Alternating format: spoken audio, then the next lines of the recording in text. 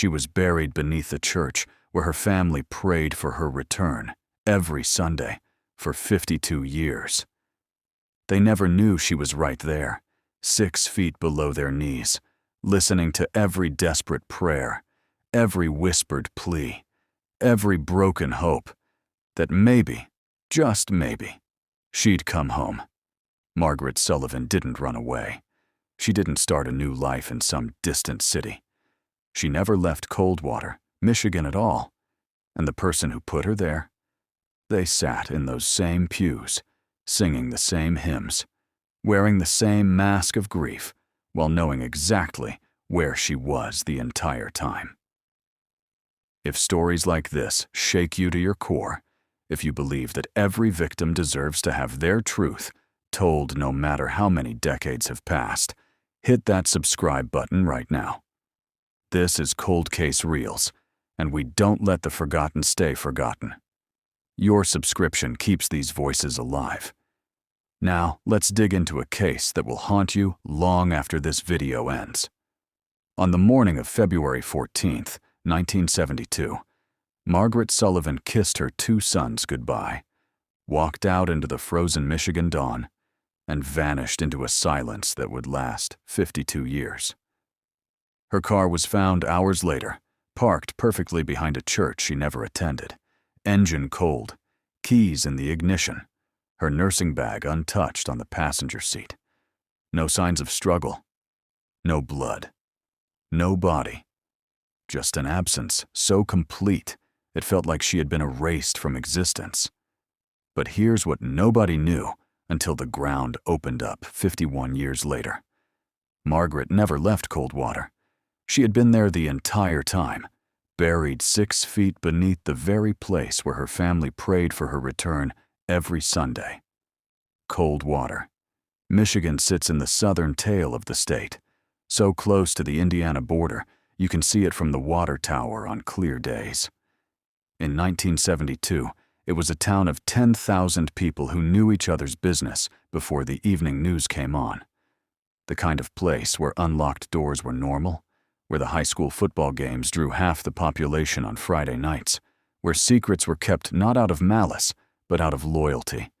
It was a company town without the company, a farming community that had slowly begun to empty as young people moved to Detroit or Chicago, chasing futures that felt bigger than the horizon line over cornfields. February in Coldwater was brutal. Snow fell in November and didn't fully melt until April.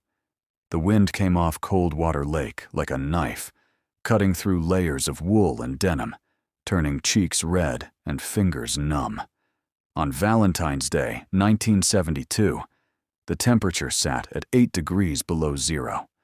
The kind of cold that made your lungs ache when you breathed, that turned car engines sluggish and reluctant.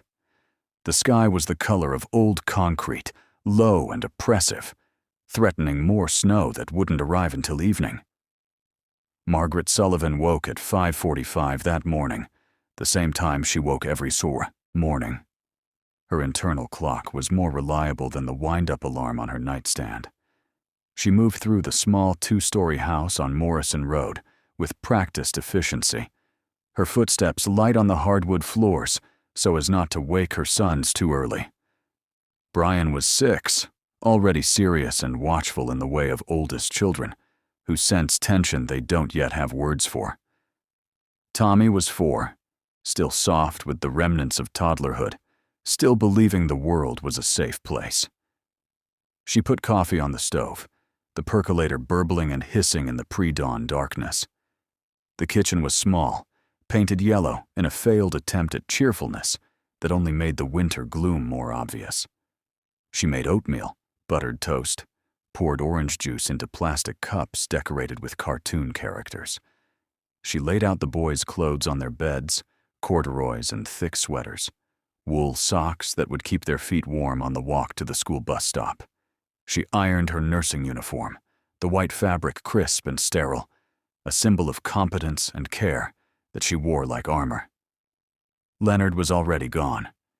He left for his auto repair shop before dawn most days, a pattern that had become more pronounced in recent months. The shop was his refuge, a place where problems had solutions, where a broken carburetor could be fixed with the right tools and the right knowledge. His marriage, apparently, could not.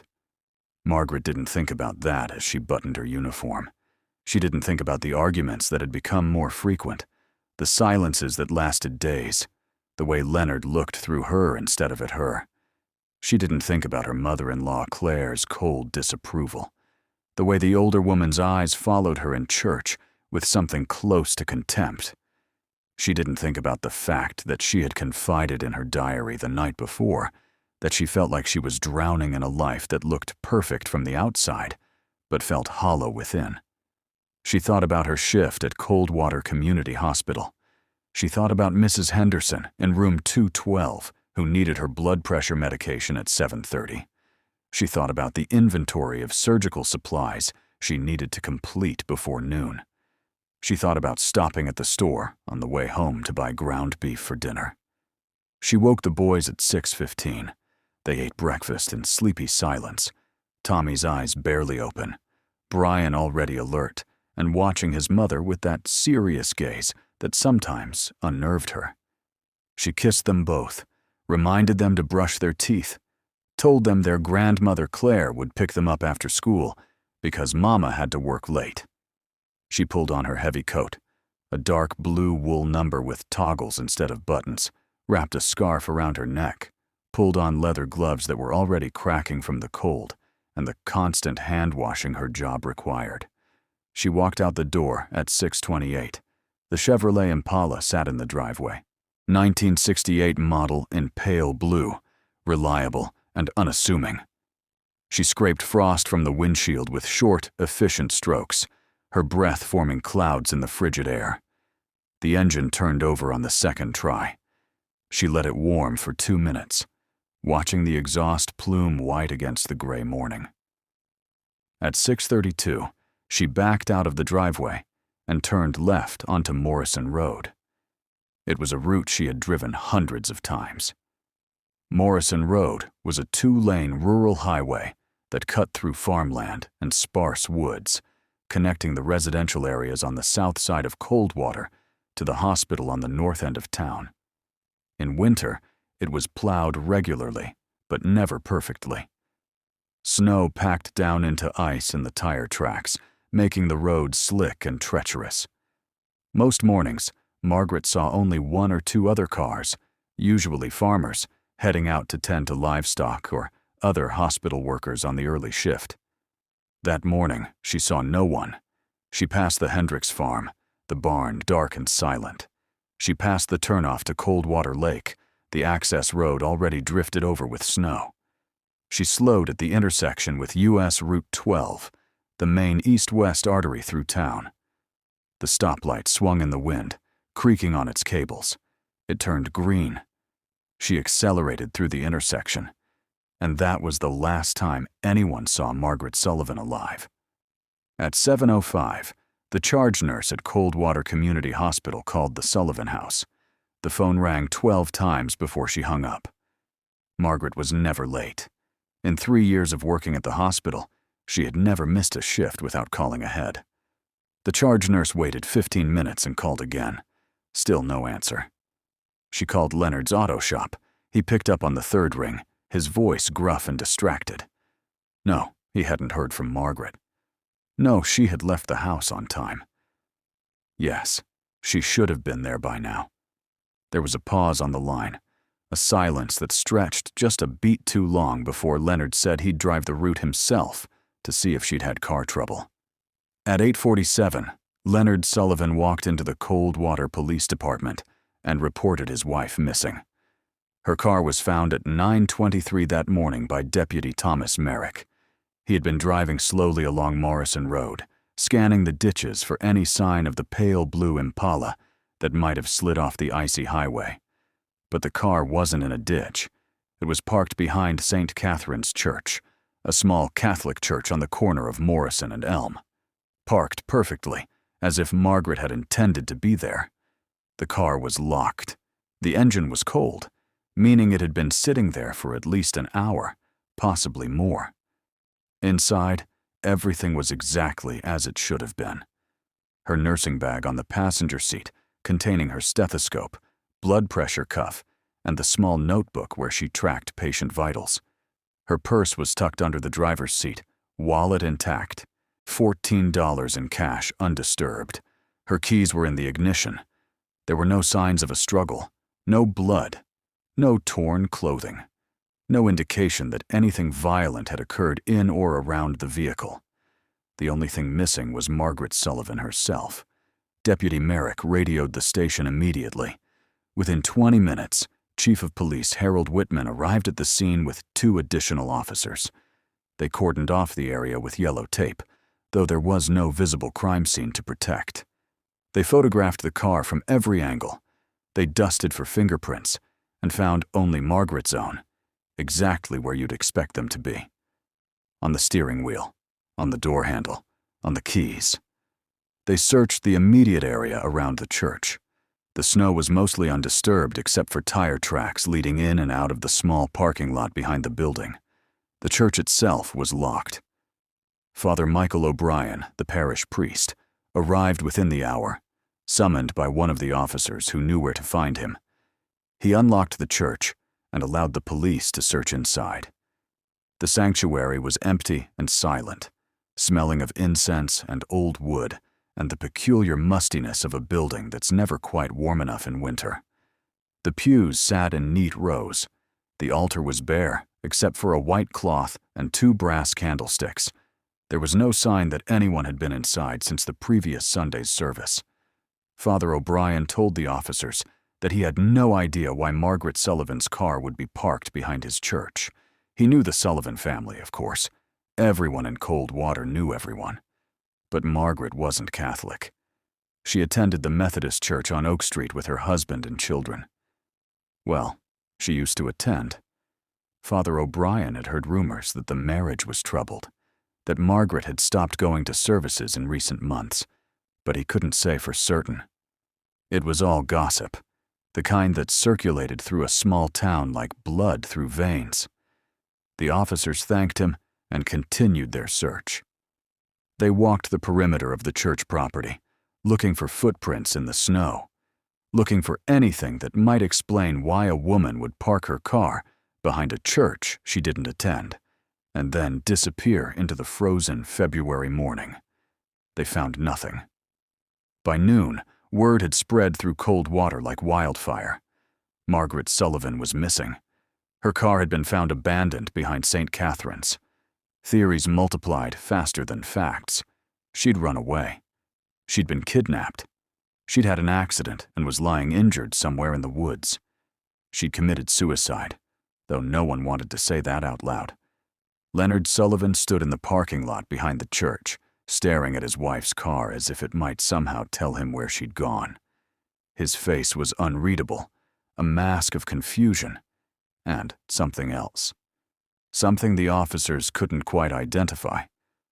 Worry, certainly, but there was a flatness to his expression, a lack of the raw panic you'd expect from a man whose wife had just vanished. Chief Whitman approached him carefully. "When did you last see your wife, Mr. Sullivan?" "This morning," Leonard said, "before I left for work. Around 6. She was getting the boys ready for school. Did she seem upset? Distressed?" "No. She seemed normal, like any other morning." "Did she mention stopping anywhere on her way to the hospital?" "No. She never stopped anywhere. She always went straight to work." Chief Whitman wrote this down in his notebook, his pencil scratching against the paper in the cold air. "Do you know why her car would be here?" Leonard shook his head. "We're not Catholic. We don't come here. I don't understand it. None of it makes sense." The chief nodded slowly. "We're going to need to search your house, Mr. Sullivan. Standard procedure in a missing person case." Leonard agreed without hesitation. "Of course, whatever you need. Do you think something happened to her?" Chief Whitman didn't answer directly. "We're going to do everything we can to find your wife," he said. "That's all I can tell you right now." By 3 that afternoon, Officers had searched the Sullivan house from top to bottom. They found Margaret's diary, the one she'd written in the night before. The entries painted a picture of a woman who felt trapped, suffocated by a marriage that had curdled into resentment and silence. She wrote about Leonard's distance, his long hours at the shop that felt less like dedication and more like avoidance. She wrote about Claire, her mother-in-law, who had never accepted her, who made snide comments about her housekeeping, her cooking, her inability to give Leonard more children after 2 difficult pregnancies. She wrote about feeling invisible, about wondering if anyone would notice if she simply ceased to exist. The last entry, dated February 13th, 1972, read, "I don't know how much longer I can do this. I feel like I'm disappearing a little more every day, like I'm becoming a ghost in my own life. The boys are the only thing keeping me here, the only thing that matters. But I'm so tired. I'm so tired of pretending everything is fine when it's not. I'm so tired of being alone in a house full of people." The officers read this entry with grim faces. It sounded like a suicide note, or at least the words of someone who might be contemplating something drastic. But there was no body, no evidence that Margaret had harmed herself. Just a car parked behind a church and a woman who had vanished into thin air. The search expanded. Volunteers from the community organized into groups, combing through the woods and fields surrounding Coldwater. They walked shoulder to shoulder through the snow, calling Margaret's name, looking for any sign of her. The temperature had dropped even further, and the wind picked up, making the search nearly unbearable. But they kept going. They searched until darkness fell and made it impossible to see. They searched again the next day, and the day after that. They dragged Coldwater Lake, breaking through the ice with axes and poles, looking for a body that might have sunk beneath the frozen surface. They found nothing. The Michigan State Police were called in. Detectives from the Criminal Investigation Division arrived with their clipboards and their questions and their professional skepticism. They interviewed Leonard Sullivan multiple times. They interviewed Claire Sullivan. They interviewed Margaret's co-workers at the hospital, her neighbors, the handful of friends she'd maintained despite her increasingly isolated existence. Everyone said the same thing. Margaret was quiet, kind, dedicated to her sons. She seemed sad lately, withdrawn. But no one thought she was the kind of person who would just leave, and no one could imagine who would want to hurt her. Leonard Sullivan passed a polygraph test. The questions were straightforward. Did you harm your wife? No. Do you know where your wife is? No. Did you have anything to do with her disappearance? No. The needles on the machine stayed steady. The examiner concluded that Leonard was telling the truth, or at least that he believed he was telling the truth. Claire Sullivan refused to take a polygraph. She said it was beneath her dignity, that she wouldn't be treated like a criminal when her daughter-in-law was the one who had caused all this trouble by running off. The detectives noted her hostility, but couldn't compel her to cooperate. Weeks passed, then months. The search parties dwindled and eventually stopped altogether. The detectives returned to their other cases. The newspapers moved on to other stories. Margaret Sullivan became another name on a list of missing persons, another unsolved mystery in a state full of them. Her face appeared on flyers that were stapled to telephone poles and taped to store windows. Have you seen this woman? Margaret Sullivan, age 31, 5 feet 4 inches tall, 115 pounds, brown hair, brown eyes. Last seen February 14th, 1972. If you have any information, please contact the Coldwater Police Department. But no one called. No one had any information. It was as if Margaret Sullivan had simply ceased to exist. Leonard Sullivan filed for a declaration of death after 7 years, the legal minimum for a missing person presumed dead. In 1979, a judge signed the papers that officially declared Margaret Sullivan deceased, though her body had never been found. Leonard collected the life insurance payout, a modest policy worth $10,000. He used the money to expand his auto repair shop. He never remarried. Brian and Tommy Sullivan grew up without their mother. Brian became a lawyer, serious and watchful as always, driven by a need to find order in a world that had shown him chaos at age 6. Tommy struggled. He drifted through a series of jobs, a series of relationships that never quite worked out, always carrying the weight of a loss he was too young to fully understand when it happened. Both boys, now men, wondered what had happened to their mother. They asked their father, but Leonard had no answers. They asked their grandmother, but Claire simply said that Margaret had been an unhappy woman who made her own choices. The implication was clear. Margaret had left. She had abandoned her family. It was her fault, whatever had happened. If you're still watching at this point, drop a comment with, "I'm still here." Let's see who's truly following this shocking story, because what comes next is going to change everything you think you know about this case. The decades rolled past. Cold Water changed slowly, the way small towns do. The population shrank to 7,000. Main Street lost half its businesses. The high school consolidated with a neighboring district. Young people still left, chasing opportunities that didn't exist in a dying farming town. The old-timers stayed, growing older, their numbers thinning with each passing year. Margaret Sullivan's case became local legend, the nurse who vanished on Valentine's Day. Some people claimed she'd been murdered, her body hidden somewhere in the vast woods and fields that surrounded the town. Some people said she'd run away to start a new life, though no one could explain why she'd leave her car behind. Some people whispered darker theories, involving affairs and secret pregnancies and crimes of passion. But no one knew the truth. St. Catherine's Church stood on the corner of Morrison and Elm, exactly as it had in 1972. Father Michael O'Brien had long since retired, replaced by younger priests who came and went every few years as the diocese shuffled its dwindling resources. The church itself was in decline. The congregation had shrunk from hundreds to dozens. The building needed repairs that the parish couldn't afford. The roof leaked. The foundation was cracking. The heating system was 50 years old and barely functional. In 2023, the Diocese of Lansing made the decision to close St. Catherine's permanently. The building would be sold, probably torn down, the land repurposed for something more profitable.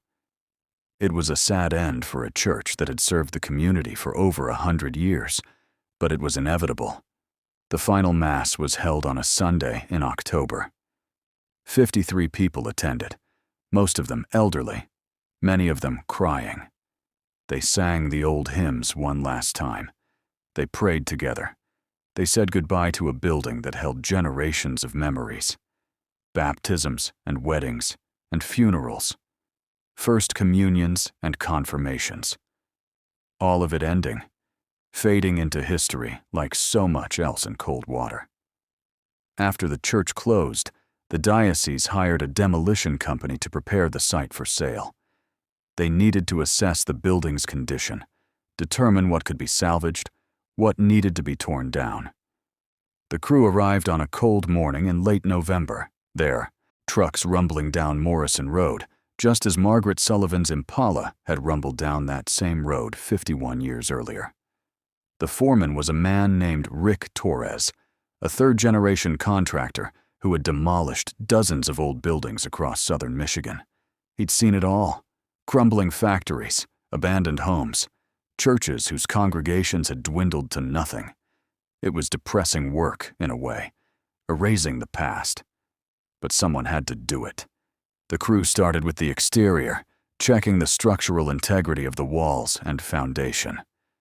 They found the usual problems: water damage, cracks in the concrete, settling that had caused the building to list slightly to one side.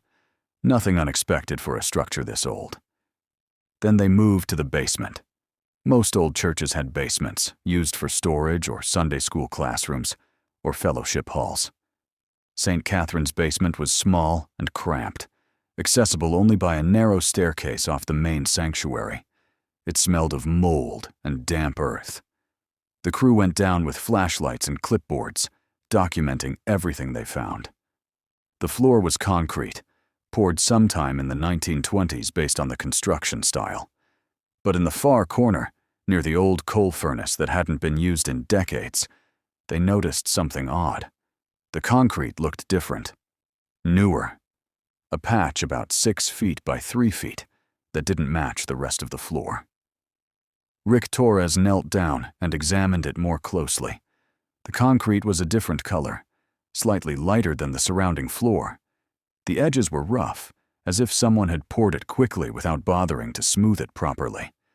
He'd seen patches like this before. Usually they indicated a repair, a spot where pipes had been replaced or a crack had been filled. But something about this one bothered him. He pulled out a concrete scanner, a device that used ground-penetrating radar to see what was beneath the surface. He ran it over the patch slowly, watching the screen as it painted a picture of what lay below. What he saw made his stomach drop. There was a void beneath the concrete, a space about 6 feet long and 3 feet wide, and roughly 2 feet deep. And inside that void, the scanner picked up something that shouldn't be there. Something dense. Something that looked unmistakably like human remains. Rick Torres stood up slowly, his hands shaking. He told his crew to get out of the basement. He called the police. Within an hour, Coldwater's tiny police department had descended on the abandoned church. Within 2 hours, the Michigan State Police had arrived. Within 3 hours, they had jackhammered through the concrete patch and begun carefully excavating the space beneath. What they found confirmed Rick Torres's worst fears. Wrapped in a deteriorating tarp, partially mummified by the dry conditions of the basement, was a body. A woman's body, based on the size and the remnants of clothing that still clung to the bones. She was wearing a blue wool coat with toggles instead of buttons, leather gloves that had somehow survived the decades, and still tucked in the pocket of the coat, protected by the tarp, was a laminated hospital ID badge. The badge had a photo on it, faded but still visible. A woman with brown hair and brown eyes, smiling slightly at the camera. The name on the badge read, Margaret Sullivan, RN, Coldwater Community Hospital. She had been there the entire time, 51 years. Buried in the basement of St. Catherine's Church, while her family prayed for her return in the sanctuary directly above. While her sons grew up wondering what had happened to their mother. While her husband told everyone he had no idea where she'd gone. While the entire town speculated and gossiped and eventually forgot. She had been there, 6 feet below their feet, silent and still and waiting to be found. The news exploded across Michigan and then across the country. It was the kind of story that captures public attention. The vanished nurse, the mystery that lasted 5 decades, the body hidden beneath the church. Cable news picked it up. True crime podcasts dissected every detail. Social media exploded with theories and speculation. How had she ended up there? Who had buried her? And why had no one discovered her for 51 years? The Michigan State Police launched a full investigation. They exhumed Margaret's remains and transported them to the medical examiner's office in Lansing. The autopsy was complicated by the condition of the body. 51 years of decomposition had destroyed most of the soft tissue. But the bones told a story. Margaret Sullivan had been murdered. The hyoid bone in her neck was fractured, indicating strangulation. There were also fractures to her skull, suggesting she'd been struck in the head before or during the attack. The medical examiner concluded that Margaret had likely been killed quickly, violently, by someone who knew what they were doing. Someone who had then transported her body to the church basement and buried it beneath a fresh layer of concrete. The timeline fit perfectly. Margaret had disappeared on February 14, 1972. According to church records, St. Catherine's had undergone basement renovations in early 1972. New concrete had been poured in January and February to repair water damage and reinforce the foundation. The last section of floor had been completed on February 15, 1972.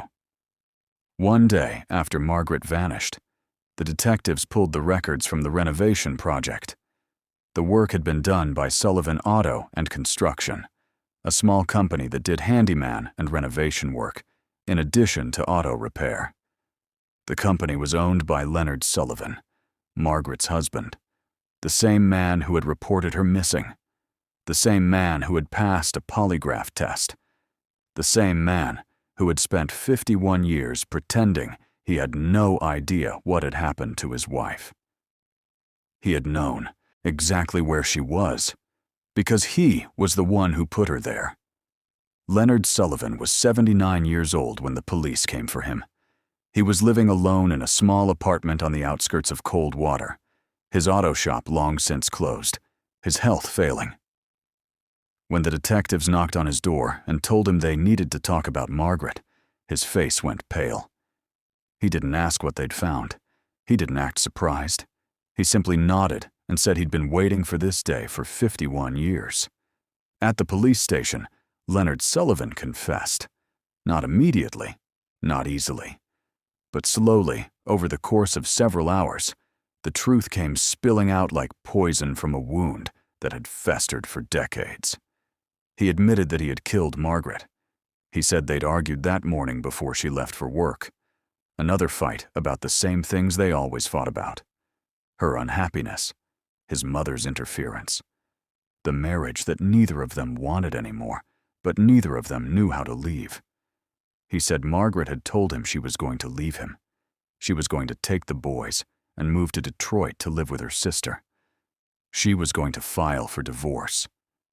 In 1972, in a town like Coldwater, divorce was still scandalous. It was shameful. It was failure. Leonard couldn't bear it. Couldn't bear the thought of being the man whose wife left him. Couldn't bear what people would say, what they would think. So when Margaret left for work that morning, Leonard followed her. He knew her route. Knew she took Morrison Road every day. Knew exactly where she'd be at 6:32 in the morning on a day when the roads were empty and the temperature was 8 below zero. He waited at the intersection of Morrison and Elm, near St. Catherine's Church. When Margaret's Impala approached, Leonard pulled out in front of her, forcing her to stop. He got out of his truck and approached her car. She rolled down the window, confused, probably thinking he needed to tell her something important. Instead, Leonard reached through the window and grabbed her by the throat. He said he didn't plan it, didn't mean for it to happen. But the rage he'd been swallowing for years came pouring out all at once. He strangled her right there in the driver's seat of her own car while the engine idled and the heater blew warm air, and the world stayed silent around them. When she stopped struggling, when she went limp, Leonard realized what he'd done. He panicked. He couldn't call the police, couldn't explain why his wife was dead in her car with his hands on her throat. So he did the only thing he could think of. He hid her. He drove Margaret's car behind St. Catherine's Church, where he knew the basement renovations were still ongoing. He had the keys to the church, had been doing work there for the past month. No one would question why he was there. He carried Margaret's body down to the basement. It was early morning. The church was empty. No one saw him. He laid her body in the far corner, near the old furnace, and covered it with a tarp. Then he went home, cleaned himself up, went to his shop, and waited for the phone call that he knew would come. When the charge nurse called looking for Margaret, Leonard acted concerned, confused, worried. He drove Morrison Road, pretended to search for her, made sure to be the one who suggested checking with the police. He let them find the car, let them search the house, let them read Margaret's diary and come to the conclusion that she'd run away or harmed herself. He played the role of the grieving husband perfectly. And that night, after everyone had gone home, after the police had finished their initial investigation, Leonard returned to St. Catherine's. He mixed concrete in the basement. He poured it over Margaret's body, smoothing it as best he could in the darkness. By morning, there was just another patch of floor. Just another repair in an old building. No one questioned it. No one looked twice. Leonard Sullivan attended every search party. He hung missing person flyers. He talked to reporters. He cried at appropriate moments. He convinced everyone, including his own children, that he had no idea what had happened to his wife. And for 51 years, he got away with it. The detectives asked why he was confessing now. Leonard looked at them with tired, watery eyes and said he was dying. Pancreatic cancer. Stage 4. He had maybe 6 months left. He said he couldn't die with this secret. Couldn't face whatever came next, whether it was heaven or hell or nothing at all, without finally telling the truth. He said he wanted his sons to know, wanted them to understand that their mother hadn't abandoned them, that she had loved them, that she had wanted to take them with her when she left, to give them a better life away from the toxicity of cold water and the Sullivan family. He said he'd stolen that from them, stolen their mother, and then stolen the truth about what happened to her. He said he deserved whatever punishment was coming. Brian and Tommy Sullivan were informed of their father's confession by the detectives handling the case. Brian was 61 years old by then, a retired attorney living in Ann Arbor. Tommy was 59, working construction in Grand Rapids. Neither of them had lived in cold water for decades. Neither of them had spoken to their father in years. The revelation that Leonard had murdered their mother and hidden her body beneath a church for half a century was incomprehensible. Brian sat in silence for a long time after the detectives finished explaining. Then he said, "I always knew something was wrong. I was 6 years old, and I knew. I just couldn't articulate it, couldn't prove it. But I knew." Tommy broke down crying. He said he'd spent his entire life feeling like he was missing some fundamental part of himself, like there was a hole in his chest that nothing could fill. Now he understood why. His mother hadn't left him. She'd been taken from him. And the person who took her was the man who was supposed to protect her. Leonard Sullivan was arrested and charged with first-degree murder, but he never went to trial. The cancer moved faster than the legal system. He died in January 2024, just 2 months after his confession. He was buried in an unmarked grave in a cemetery on the edge of town. No one attended the funeral except the prison chaplain and a single grave digger. Margaret Sullivan's remains were released to her sons. They held a proper funeral, the one she should have had 52 years earlier. She was buried in Oak Hill Cemetery under a headstone that read, Margaret Ann Sullivan, 1941 to 1972. Beloved mother. Forever remembered. Hundreds of people attended. Not just family and friends, but complete strangers who had followed the case in the news and felt compelled to pay their respects to a woman they'd never met. A woman who had been denied dignity in death, but could finally rest in peace. The investigation into Margaret's murder revealed other troubling details. Detectives discovered that Claire Sullivan, Leonard's mother, had likely known what her son had done. They found a letter she had written to Leonard in 1973, a year after Margaret's disappearance, in which she praised him for being strong enough to do what needed to be done. The letter was vague enough that it couldn't be used as evidence in court, but the implication was clear. Claire had known, had possibly even encouraged Leonard to get rid of his unhappy wife. Claire Sullivan had died in 1998. She would never face justice for her role in the cover-up. Detectives also discovered that Father Michael O'Brien, the priest at St. Catherine's in 1972, had suspected something was wrong. He had noticed the fresh concrete in the basement, had questioned why it was necessary. But Leonard had assured him it was just routine maintenance, fixing a crack in the foundation. Father O'Brien had accepted the explanation. He died in 2011, never knowing that a murdered woman had been buried beneath his church for decades. Could he have done more? Should he have questioned Leonard more thoroughly? Maybe. But hindsight is always clearer than the moment itself. The case raised uncomfortable questions about Coldwater as a community. How had no one suspected Leonard Sullivan for 51 years? How had a man murdered his wife, buried her beneath a church, and then lived among the people who had searched for her, who had mourned her, who had believed his lies without anyone seeing through the facade? Some people argued that Leonard was simply a good actor, a sociopath who knew how to manipulate people's emotions.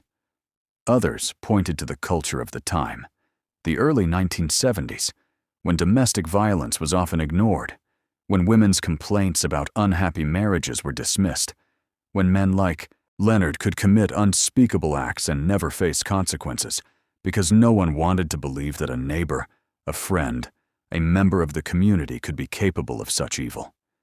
The case also highlighted the failures of the original investigation. The police in 1972 had focused on the theory that Margaret had either run away or harmed herself. They had never seriously considered Leonard as a suspect, despite the fact that, statistically, when a woman disappears, the husband is almost always involved. They had accepted his polygraph results at face value without digging deeper into his alibi or his movements on the morning of February 14th. They had failed Margaret Sullivan, failed her sons, failed the community that deserved answers. St. Catherine's Church was demolished in the spring of 2024. The building was torn down brick by brick, the debris hauled away to a landfill. The land was sold to a developer who plans to build a small strip mall. Nothing remains of the church except photographs and memories, and the knowledge that for 51 years it held a terrible secret. The case of Margaret Sullivan closed officially in February 2024, exactly 52 years after her disappearance. The Michigan State Police released a final report detailing the investigation, the confession, and the evidence that confirmed Leonard Sullivan had murdered his wife. The report concluded that Margaret Sullivan had been the victim of domestic violence, murdered by her husband in a moment of rage, and then deliberately hidden to protect his reputation. Her death was ruled a homicide, case closed. But for Brian and Tommy Sullivan, the case will never truly be closed. They lost their mother when they were children. They grew up believing she had abandoned them. They spent decades wondering what they had done wrong, what had been so terrible about them that their own mother would leave without saying goodbye. Now they know the truth. Their mother didn't leave. She was murdered, and the man who murdered her tucked them into bed every night, made them breakfast every morning, attended their school plays and baseball games, all while knowing exactly where their mother was, all while carrying the weight of that secret. Brian Sullivan gave an interview to the Detroit Free Press in March 2024. He said he felt a strange kind of relief knowing the truth, even though the truth was horrifying. At least now he understood. At least now he could grieve properly. He said he wished he could talk to his mother, tell her that he remembered her, that he had never stopped wondering about her, that he had become the kind of man he hoped would make her proud. He said he wished he could tell her he was sorry for the years he spent being angry at her for leaving, for the times he said cruel things about her to his brother, for believing his father's lies. Tommy Sullivan didn't give any interviews. He released a brief statement through his attorney saying that he was processing the information and asked for privacy. Friends said he took the revelation hard. He had always been the more sensitive of the two brothers, the one who struggled more with their mother's disappearance. Learning that his father was responsible shattered something fundamental in him. He entered therapy. He stopped working. He spent weeks alone in his apartment, trying to make sense of a childhood that had been built on lies. The residents of Coldwater grappled with their own complicated feelings about the case. Some people were horrified that Leonard Sullivan had lived among them for so long, that they had known him, trusted him, done business with him, all while he was hiding such a monstrous secret. Others felt a strange kind of sympathy for a man who had made one terrible decision in a moment of rage and then spent the rest of his life living with the consequences. Not sympathy for what he did. No one defended the murder. But sympathy for the psychological torture of carrying that secret for 51 years, of never being able to confess, of dying slowly of cancer while knowing that the truth would come out eventually. The case sparked renewed interest in other cold cases across Michigan. Families of missing persons began reaching out to law enforcement, asking for their cases to be reopened, for new searches to be conducted, for old evidence to be re-examined with modern technology. If Margaret Sullivan could be found after 51 years, maybe others could be found too. Maybe other families could finally get answers. The Michigan State Police announced they were reviewing dozens of unsolved missing person cases from the 1960s, 70s, and 80s. They couldn't make any promises, but they committed to giving each case a fresh look. In Coldwater, a small memorial was erected at Oak Hill Cemetery near Margaret's grave. It's a simple granite bench with a plaque that reads, "In memory of all those who vanished and were forgotten. May they be found. May they be remembered. May they rest in peace." The bench was funded by donations from across the country, from people who had followed Margaret's story and felt compelled to do something, anything, to honor her memory. On the anniversary of her death, people from all over Michigan come to sit on that bench, to leave flowers, to say a prayer, or just sit in silence. Margaret Sullivan has become a symbol, a reminder that the missing are never truly gone, as long as someone remembers them, as long as someone keeps searching. The question that haunts everyone who learns about this case is simple. How many other Margaret Sullivans are out there? How many other women disappeared in small towns across America in the 1970s, the 1980s, the 1990s, murdered by husbands or boyfriends or family members who then hid their bodies and lived for decades with the secret? How many other basements and crawl spaces and patches of concrete hide victims who were written off as runaways or suicides? How many other families spent years wondering, hoping, praying, never knowing that the answer was right there, hidden in plain sight? The statistics are grim. According to the National Missing and Unidentified Persons System, there are currently over 20,000 open missing person cases in the United States. Many of those cases are decades old. Many of them involve women who disappeared under suspicious circumstances. Many of them will never be solved because the evidence is gone. The witnesses are dead. The trails have gone cold. But some of them, maybe more than we realize, are like Margaret Sullivan's case. The bodies are there, hidden, waiting to be found. The killers are there too, living their lives, carrying their secrets, hoping they'll die before the truth comes out. Margaret Sullivan's case teaches us several important lessons. First, we need to take missing person cases seriously, especially when the missing person is a woman in an unhappy or abusive relationship. The police in 1972 were too quick to accept the theory that Margaret had run away. They should have pressed harder on Leonard, should have questioned his timeline more carefully, should have searched more thoroughly. If they had, maybe Margaret's body would have been found in days instead of decades. Second, we need to be aware of the signs of domestic violence. Margaret's diary entries made it clear that she was unhappy, isolated, feeling trapped. Her co-workers noticed she seemed sad. Her neighbors saw the tension. But no one intervened. No one asked if she was safe. No one offered help. In 1972, there were no domestic violence shelters, no hotlines, no legal protections for women trying to leave abusive marriages. We've made progress since then, but we still have so far to go. Women still die at the hands of their partners every day. We still fail to see the signs until it's too late. Third, we need to remember that evil doesn't always look like we expect it to. Leonard Sullivan wasn't a monster in a horror movie. He was a regular guy, a small business owner, a member of the community. He looked normal, acted normal. No one suspected him because we don't want to believe that people we know, people we like, people we've trusted, are capable of horrific acts. But they are. The capacity for violence exists in ordinary people. The mask of normalcy can hide unspeakable secrets. Finally, we need to never stop looking for the missing.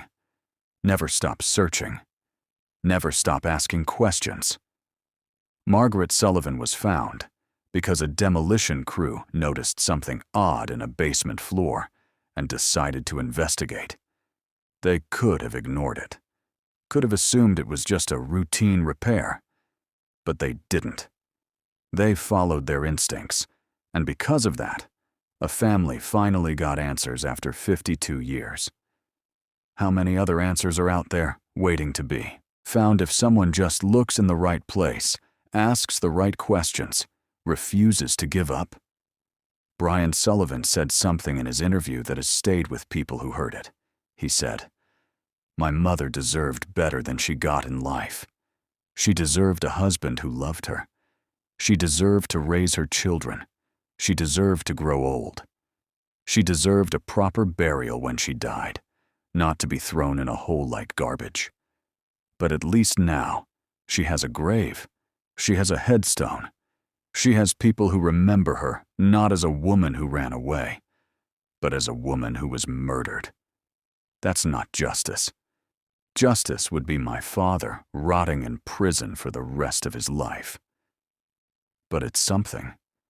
It's better than the lie we lived with for 51 years. Tommy Sullivan eventually emerged from his grief and isolation. He started a foundation in his mother's name, the Margaret Sullivan Foundation for Domestic Violence Awareness. The foundation provides support for women trying to leave abusive relationships, funds shelters and legal services, and advocates for stronger laws to protect victims. Tommy has said that starting the foundation was the only way he could make sense of his mother's death. He couldn't bring her back, couldn't undo what his father had done, but he could try to prevent other women from suffering the same fate. He could honor his mother's memory by helping others. The foundation has helped hundreds of women since it was established in 2024. Women who were trapped in marriages like Margaret's. Women who felt like they were drowning and couldn't see a way out. Women who needed someone to believe them, to help them, to tell them that they deserved better. Tommy says that every woman the foundation helps is a woman who doesn't become another Margaret Sullivan. Every life saved is a victory against the kind of violence that took his mother. In Cold Water, the story of Margaret Sullivan has become a cautionary tale. Parents tell their children about her. Teachers use her case in discussions about domestic violence and the importance of speaking up when you see something wrong. The Methodist Church on Oak Street, the church Margaret used to attend with her family, holds an annual memorial service in her honor. They pray for her soul. They pray for all victims of violence. They pray that no other family in Cold Water will have to endure what the Sullivans endured. The strip mall that was built on the site of St. Catherine's Church opened in the fall of 2024. It has a coffee shop, a nail salon, and a used bookstore. People go there every day, buying lattes and getting manicures and browsing through novels, never knowing that just a few years earlier, a woman's body lay buried beneath their feet. There's no plaque, no memorial, nothing to mark what happened there. Maybe that's for the best. Maybe Margaret deserves to rest without her grave becoming a tourist attraction. Or maybe it's wrong to erase that history, to pretend it didn't happen, to let people shop and chat and go about their lives without knowing that the ground beneath them once held a terrible secret. The debate about whether to memorialize the site continues in cold water. Some residents think there should be a marker, a small sign that acknowledges what happened there and honors Margaret's memory. Others think it would be morbid, disrespectful to turn her grave into a spectacle. The town council has so far declined to take action, leaving the question unresolved. In the meantime, people who know the story sometimes park in the strip mall lot and just sit for a while, thinking about Margaret, about the 51 years she spent in darkness, about the fact that justice came so late it barely counted as justice at all. Leonard Sullivan's death meant that many questions will never be answered. Did he act alone, or did Claire help him dispose of the body? How did he live with himself for 51 years?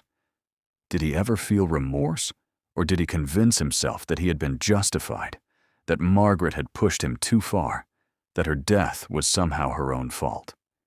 Did he ever come close to confessing before the cancer forced his hand? Did he ever visit St. Catherine's Church and stand above his wife's grave, knowing she was right there beneath his feet? We'll never know. Leonard took those answers with him. His confession was brief and focused on the mechanics of the murder. He strangled Margaret. He hid her body. He covered it with concrete. He lived with the lie. That's all he said. When detectives tried to dig deeper, tried to understand his psychology, his motivations, his emotional state, Leonard shut down.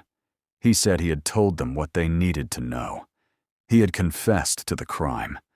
That was enough. He didn't owe them anything else. And then he died, leaving everyone to piece together their own theories about what kind of man could do what he did. Forensic psychologists who studied the case have offered various explanations. Some believe Leonard was a narcissist who killed Margaret because she threatened his ego by wanting to leave. Others think he was a controlling abuser who couldn't accept that his wife had agency and autonomy. Some suggest he may have had undiagnosed mental health issues that contributed to his violent outburst. Others argue that he was simply a product of his time, a man raised in an era when women were seen as property, when violence against wives was often overlooked or excused. The truth is probably some combination of all these factors. Leonard Sullivan was a complicated person who did a monstrous thing. Understanding why doesn't excuse it. Nothing excuses it. But it might help us recognize the warning signs in others, might help us prevent future tragedies. The impact of Margaret Sullivan's case extends beyond her immediate family and beyond Coldwater, Michigan. True crime enthusiasts around the world have latched onto her story. Podcasts have devoted multiple episodes to analyzing every detail. YouTube channels have created documentaries. Reddit threads with thousands of comments debate the nuances of the case. Some of this attention is respectful and thoughtful. People genuinely moved by Margaret's story, genuinely interested in understanding what happened and why.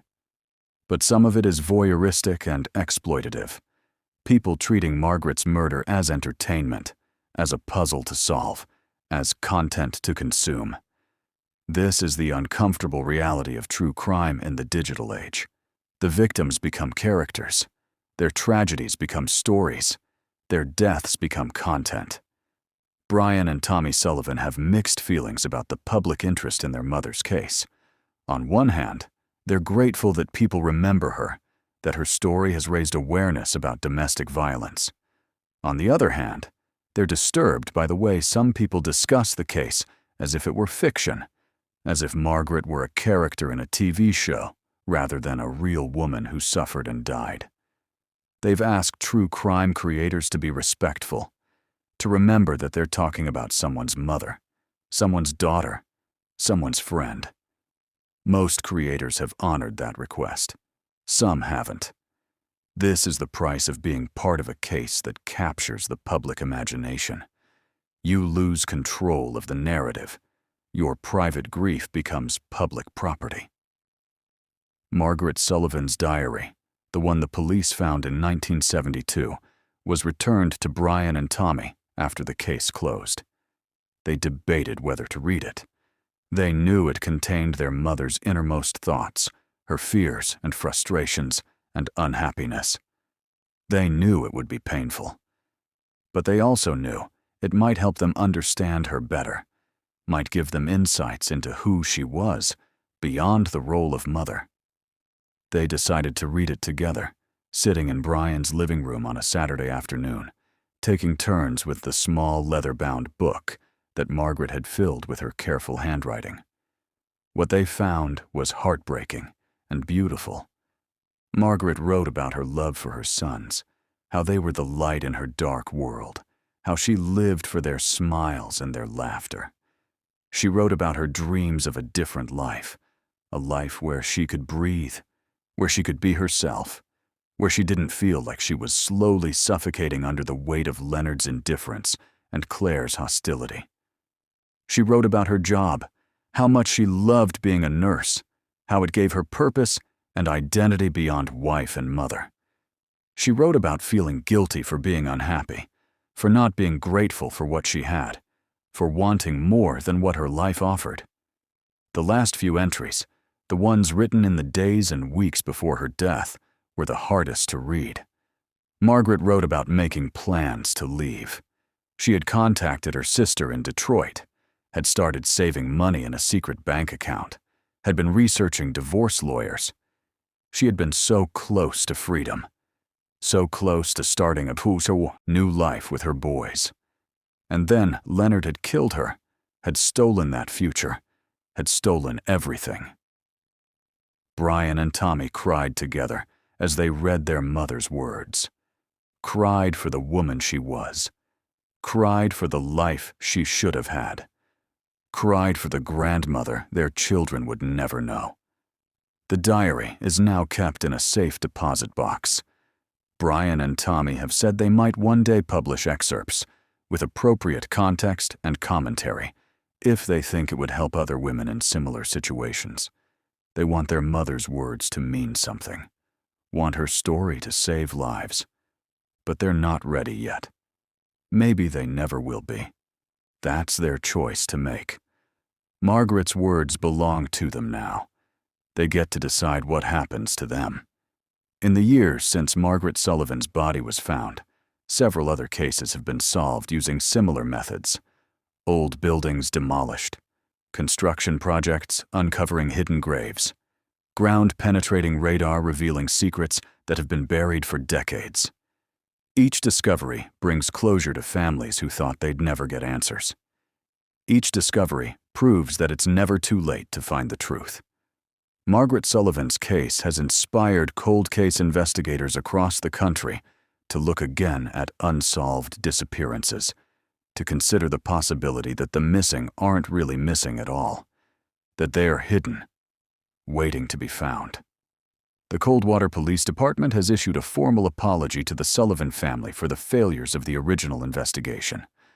The current chief of police, who wasn't even born when Margaret disappeared, acknowledged that his predecessors had made serious mistakes. They had focused on the wrong theories. They had failed to investigate Leonard thoroughly. They had allowed a murderer to go free for 51 years. The apology doesn't change anything, doesn't bring Margaret back, doesn't undo the decades of pain her sons endured. But it's an acknowledgement, a recognition that the system failed her. That's something, even if it's not enough.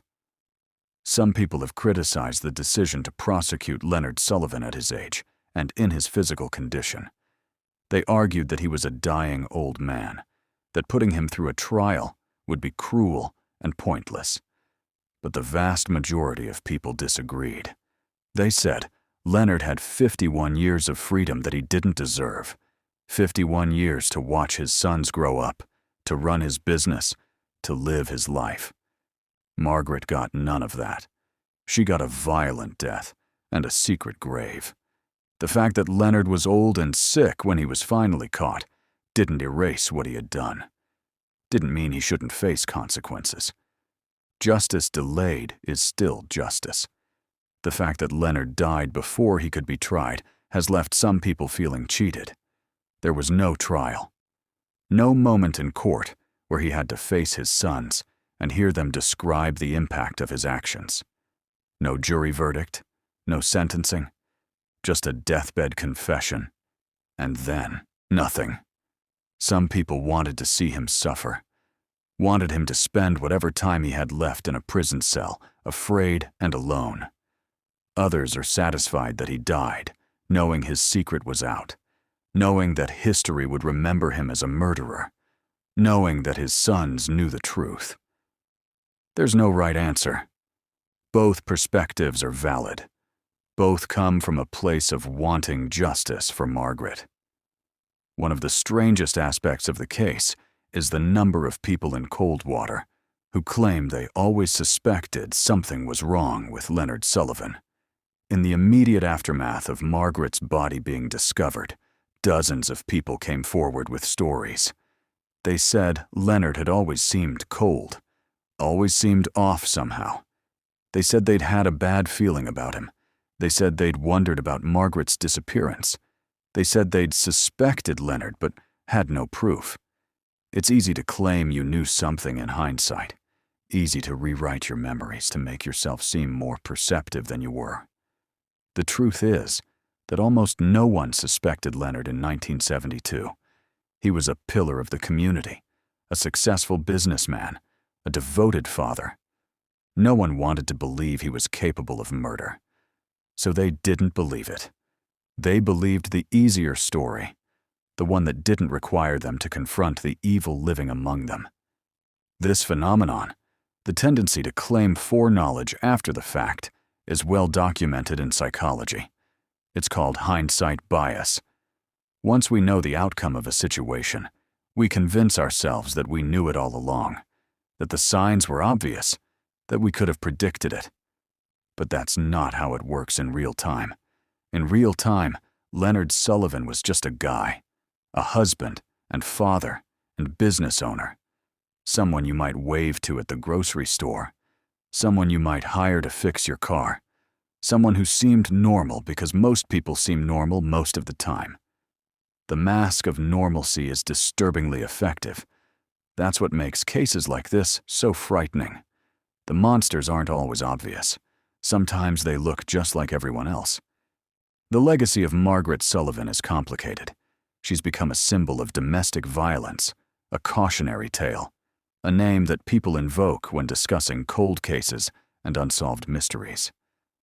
But she was also a real person, a woman with hopes and dreams and fears, a woman who loved her children, a woman who wanted more from life than what she had, a woman who died alone and afraid, murdered by the man who had promised to love and protect her.